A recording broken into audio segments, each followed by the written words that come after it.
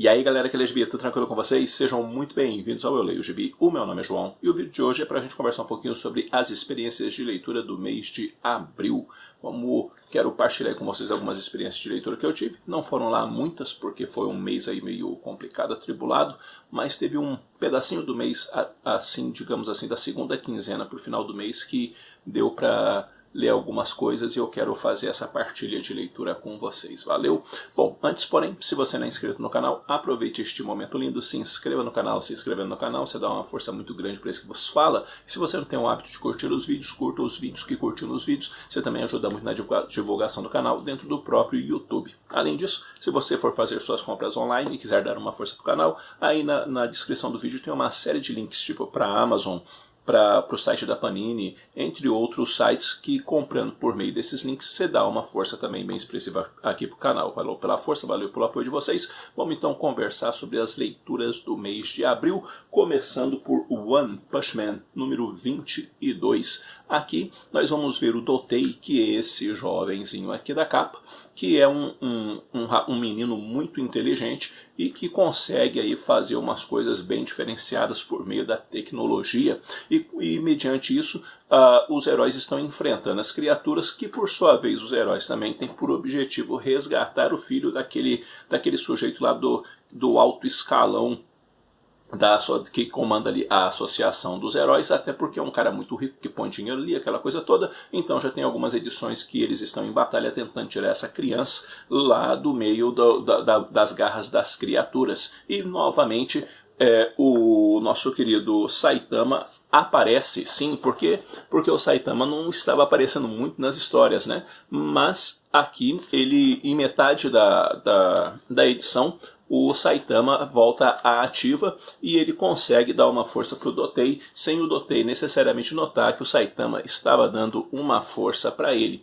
E ali o Dotei vai passar por algumas questões importantes ali, inclusive sobre o seu valor, a sua importância dentro da associação dos heróis, se ele realmente deveria ficar ali ou quem sabe virar uma criatura, justamente porque a criatura que ele está enfrentando, que é o Homem-Fênix renascido, vai tentar mexer com a cabeça, com o psicológico desse guri. E quando o Saitama chega, ele dá uma força, como eu disse, sem ele notar muito. Depois o Zombie Man vai passar por algumas situações também meio complicadas, onde ele também vai ser bastante exigido e a gente vai ver um cara que se machuca muito, mas que volta justamente por conta desse elemento que lhe diz respeito ao seu superpoder, né? Que é essa questão dele ser um zumbi, e ali fica também um questionamento se ele realmente é ou não é uma criatura, né? Uma vez que você é um zumbi, será que você é uma criatura? Será que não é? Mas de toda forma ele age como herói e dessa forma a edição ela tem um volume muito grande de ação e a arte que pura e simplesmente é sensacional do Yuzuki Murata, né? E o roteiro do One continua muito bacana. Enfim, One Punch Man é aquele mangá que vale a pena a gente acompanhar. Eu li também o volume 2 de Tomie, e esse tem resenha aqui no canal, né? E eu disse inclusive que prefiro o volume 1 ao volume 2 na questão quesito roteiro. Tá? E aqui a gente vai ter bastante histórias fechadas, né? Como se fosse one shots, né? Que são colecionados dentro deste encadernado, dentro deste volume. O bacana que eu posso dizer para vocês de Tomie é que minha filha, por exemplo, que não costuma ler quadrinhos e não tem lá muito interesse, resolveu ler o volume 1 de Tomie, leu, gostou e pegou para ler também o volume 2 e também se amarrou. Então, quem sabe, né, minha filha começa aí a ler um pouquinho mais de gibi a partir aí de ter tido contato, né, com Junji Ito, vá saber, né? Quadrinho nacional, Lâmina Selvagem, volume 2, foi um quadrinho que eu ajudei a financiar no Catarse, que vem devidamente autografado e veio com alguns mimos juntos, que eu vou mostrar alguns deles para vocês. E alguns marcadores. E aqui nós vamos ver o Lâmina Selvagem tendo que enfrentar o Legião, esse cara aqui da capa. E o Legião é um vilão extremamente poderoso, justamente porque a edição vai mexer com ocultismo e coisas assim, que vai conferir esses poderes para o Legião. E o Lâmina Selvagem vai precisar da ajuda do Matador para poder dar um jeito nessa situação. É uma edição fininha, e a história ela acaba assim ficando até mesmo meio corrido, né? Eu acho que poderia ter algumas páginas a mais para a história ficar melhor desenvolvida, na minha opinião. E também eu acho que o Matador é um personagem aí que merecia uma história solo, porque ele ficou bastante interessante dentro da publicação, e o Legião também é um vilão que me chamou também bastante a atenção. E enfim, está se formando aí um bom cenário dentro do contexto de Lâmina Selvagem. No geral a história é bacana, eu só acho que poderia ter um pouco mais de páginas para algumas ideias serem melhor desenvolvidas. E tem uma homenagem bacana também aos quadrinhos, outros heróis nacionais, no caso aqui a Aline e o Perseu. Vale a pena ler isso aqui. A Lâmina Selvagem é um personagem bacana que lembra bastante algumas coisas ali envolvendo os super-heróis dos anos 90. Outro quadrinho de herói nacional que eu li foi o R-Boy. O R-Boy, ele é o Robert, e o Robert trabalha para uma agência do governo que enfrenta ou combate, né, assuntos sobre-humanos, e aqui ele vai enfrentar um lobisomem. E a partir do momento que você vai lendo, você vai ver quem é ou qual é realmente o desafio ou o tamanho, né, do desafio que ele precisa enfrentar. Tá? Aqui o roteiro e a arte é do Daniel Arcos, e é um personagem criado por ele, e a história ela deixa também a continuidade para a sequência do arco. É um quadrinho que eu achei interessante, e ele tem um traço assim cartunesco, mais desenho animado, a aplicação das cores também, inclusive a estruturação das falas. Quando li, eu vi esse quadrinho como uma boa porta de entrada para o mundo dos quadrinhos, para o mundo dos heróis. Quando pegar ali uma gurizada ali de uns 12, 13 anos para cima, eu acho que é uma boa pedida para esse quadrinho, justamente por quanto da estrutura dos quadros, o desenho, a aplicação das cores, enfim, eu achei uma boa pedida para quem está começando a ler quadrinhos, esse quadrinho aqui, o R-Boy. Então fica a dica para vocês.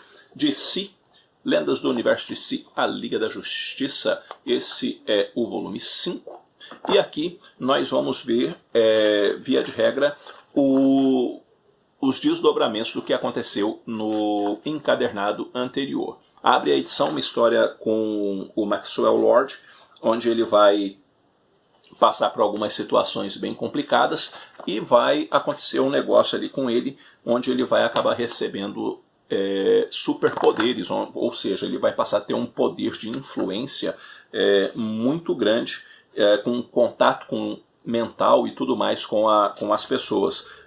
Depois, a história vai ficar bastante em torno do Besouro Azul, justamente por quanto dos acontecimentos que se deram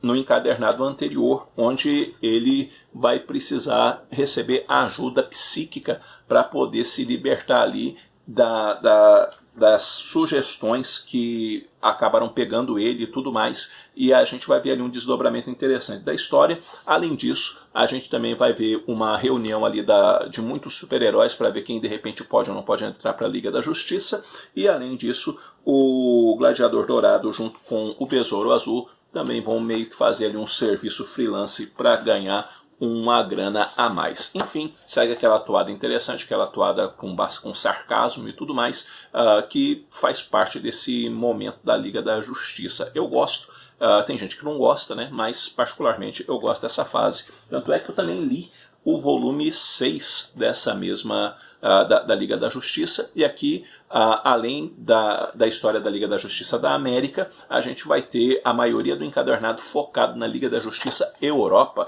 liderada pelo Capitão Átomo, que vai contar ali também com a Poderosa, vai contar com o Flash, no caso o Wally West, além da Mulher Maravilha, e o homem animal, o homem elástico e por aí adiante. E eles passam por alguns problemas justamente porque eles não estão lá muito bem quistos em Paris, onde está a sede da Liga da Justiça Europa, e além disso eles vão ter que enfrentar ali alguns desafios bem expressivos por quanto de algumas manipulações que vão surgindo, e diante disso eles vão ter que fazer algumas coisas ali que são importantes para poder manter a integridade e o nome limpo da Liga da Justiça, ao passo que a história também vai trabalhar muito a forma deles aprenderem a trabalhar juntos e também o Capitão Átomo realmente conseguir conquistar a liderança do grupo. Além disso, vai ter alguma coisa relacionada às questões ali que envolvem o aprendizado da língua francesa, como isso é importante, por que não tem nenhum membro ali da Europa dentro da Liga, e entre coisas assim. É bacana, é legal.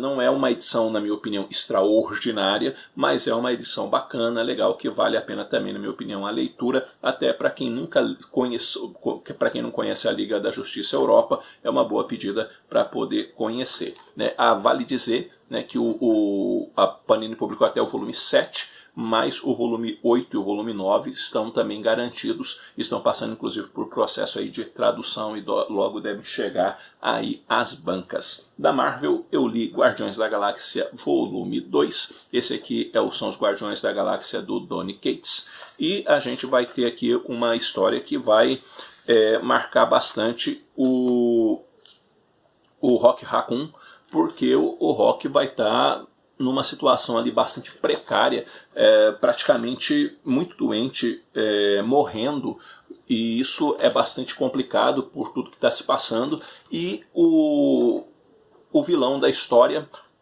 quer fazer algo que envolve, sob muitos aspectos, a morte de muitas pessoas para poder salvar o futuro e, consequentemente, derrotar a morte lá no futuro. E para isso, a galera lá da igreja, da igreja da Verdade Universal vai voltar no passado para tentar alimentar mais e mais os seus motores lá de fé e aquela coisa toda, para derrotar a morte no futuro.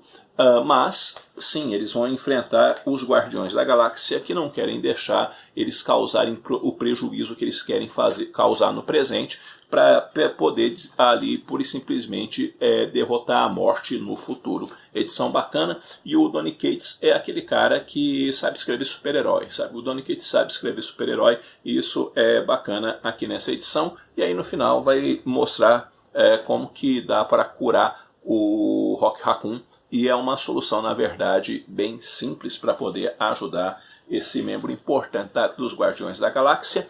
E também li Império volume 1, e esse tem resenha no canal, começando aqui uma mega saga da Marvel, né? E essa Império foi publicado lá nos Estados Unidos em 6 partes, e aqui no Brasil será publicado em 3 partes. Mas dá uma conferida na resenha para ver se compensa ou não compensa, né, pegar esse quadrinho. Eu gostei, mas vai muito aí também da temática e se tu curte ou não essas questões galácticas e tudo mais. E deixei a leitura que mais me agradou no mês, por último, que foi uma Graphic MSP. Fazia tempo que eu não lia uma Graphic MSP, e eu peguei Cascão Temporal do Camilo Solano. E, gente, que gibizinho bacana, sabe? Tem no mês teve toda a atenção que a Tomie traz, entre outras publicações que me agradaram bastante. Mas esse daqui foi aquela história simples, mas ao mesmo tempo é uma história tocante. O Cascão, ele vai passar alguns dias com o tio dele,